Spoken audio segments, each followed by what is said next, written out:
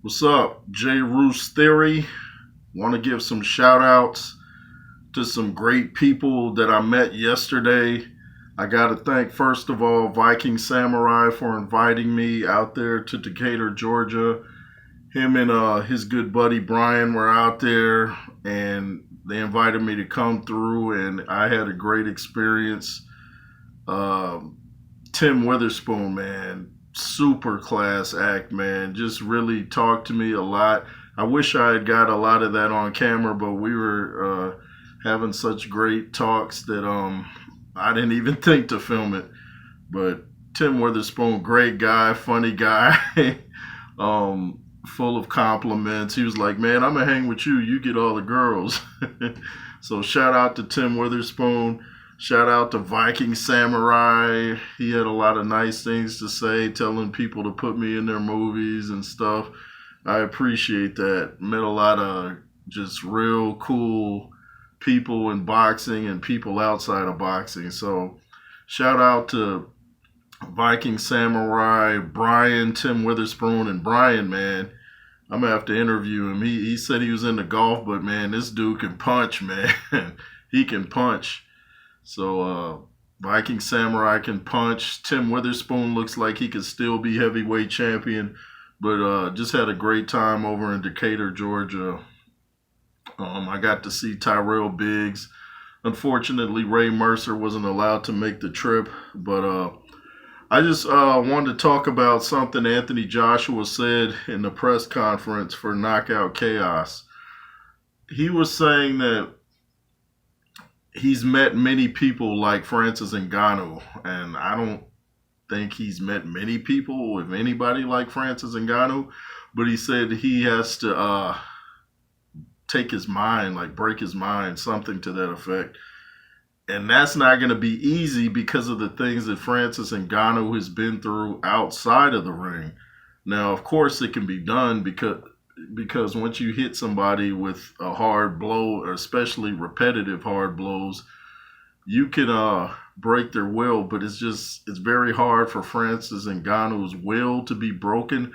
I saw him at his worst, I believe, when he fought Stipe Miocic in their first fight, and Stipe just kept keeping him on the ground, was really wearing him out. Every time Francis got up, he looked like he was gasping for air. Stipe really roughed him up that first fight. We know what happened in the rematch. Ngannou KO'd him, and he mastered how to stop the takedowns. But in the first fight, he was at his worst, and he still wasn't mentally broken. He lost the fight, but he wasn't mentally broken. AJ can do it. If AJ doesn't stop Francis Ngannou with one shot, he'll have to kind of break his will like Wallin. And I like how AJ's talking. You know, he's talking about breaking eye sockets from Wallin. He's talking tough. He's talking like a fighter. He's talking hungry. And I think Francis is kind of catching AJ at the wrong moment because AJ's really on fire. And I was watching this one guy's platform on YouTube. I think his name is Ade or something. I hope I'm not mispronouncing his name, but he's from the UK, I believe.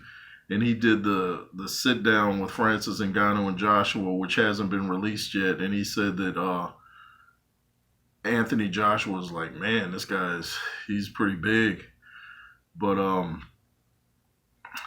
I don't think it's gonna look like that much of a size difference when you see them in the ring and in the weigh-in. I don't think it's gonna look that different.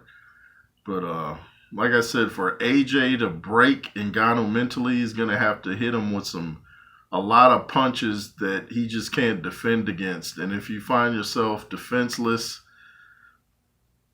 then maybe he can take his mind. But I don't know. You might want to just go for the knockout and not try to break his mind. I don't know. What do you guys think? Hit me up in the comments. LSR forever. Make sure to comment, share, subscribe. Shout out to Kurt, Counterpunch Boxing News. That's the homie right there. Andrew Tucker World, the bro. Showbiz the Adult, Boxing Wave, Mr. Boxing Today 2, Tony's Reviews. Dusty Vision TV and WA Stories with Alonzo Williams. And thanks for watching. If you choose to hit up the Cash App, is $JRoos33. Like I said, LSR forever. Be fearless. Yay. Oh yeah, when I was going to the boxing gym yesterday, I saw a thing on a bus that said "Be fearless." I was like, wow.